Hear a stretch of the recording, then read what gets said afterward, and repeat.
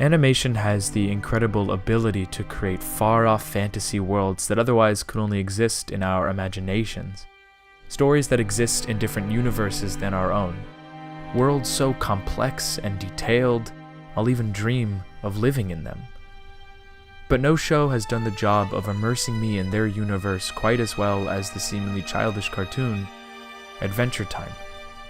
And it did this very simply. Rather than beginning its story by explaining its universe and rules to the audience, Adventure Time progressively fed the viewers with all the puzzle pieces. In short, Adventure Time built its world slowly. Is it some sort of prank? Can I get in on it? Who wants to play Truth or Dare? In the beginning of its airing, Adventure Time started seemingly simple and childish. It was essentially the story of a boy and his magical pet dog fighting monsters, all the while dealing with friendship, falling in love, battling evil witches, and the earth having a giant hole in it.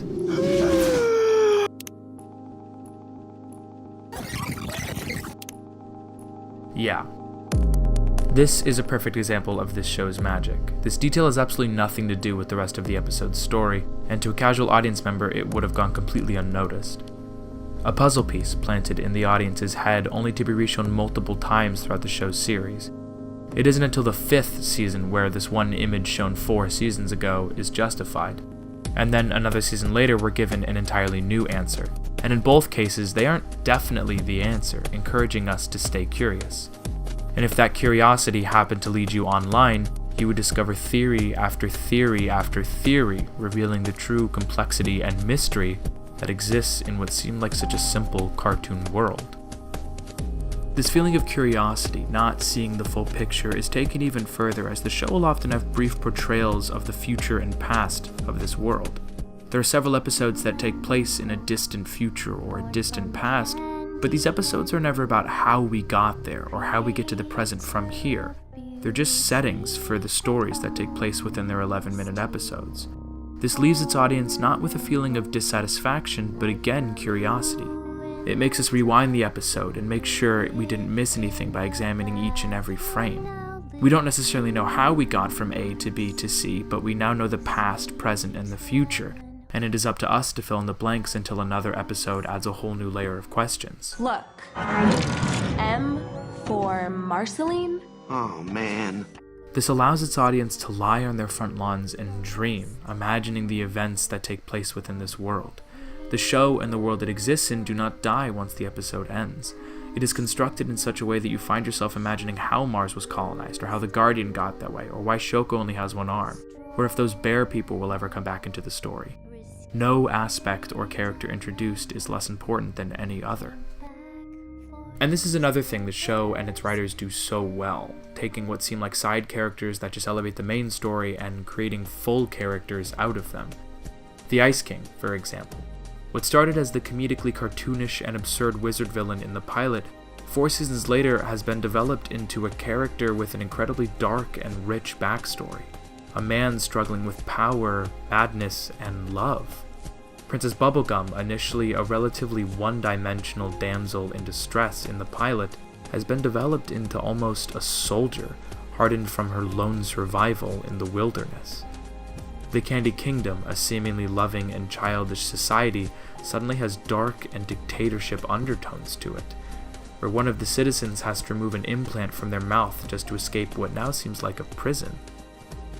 Not to mention the entire miniseries done on Marceline, a beautiful 8-part episodic adventure of a teenager trying to figure out what her identity really is, while battling, overcoming, and accepting her past.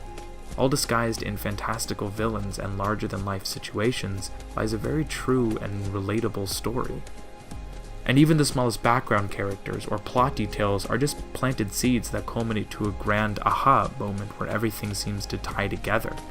Neither a single part of this world nor a single character is expendable, and after a while you begin to anticipate that every character you meet or piece of information you gain could possibly have a major influence in the near future. For instance, what was once a beach comedically filled with fear and Finn's mysterious childhood, seasons later combined to reveal Finn's fear of the ocean and his loss of family are actually linked. This world starts to feel less like a fantasy land and more like a real place, as a background punchable candy character shown for the entire series turns out to be one of the now biggest villains in the show. The world has subtly made itself all the more appealing because, just like the world around us, it's unpredictable and universally intertwined. It teaches its audience about the world, all the while encouraging the childlike adventurer inside them to be just like Finn, to take life as it comes and expect the ridiculous. So, with its final burst of episodes having released just recently and only a series finale to go, there's a bit of a hole in my heart.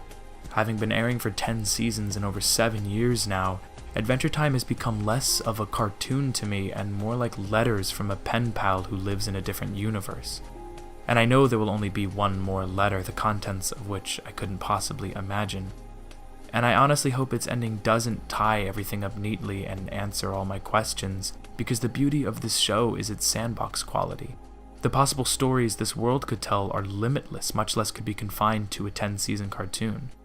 And that's good, because I want these characters to live on past the show's finale, to inhabit the minds of kids and adults alike. Let's go in the garden. Adventure Time is ageless, and while I know it will end eventually, the universe will continue on without its audience. Adventure Time has outgrown me. It's outgrown Pendleton Ward, and it's outgrown Cartoon Network. Letting it go will be one of the most difficult moments of my childhood, so if I can only say one thing to the grand universe that's filled me with love, curiosity, and creativity, I would say thank you.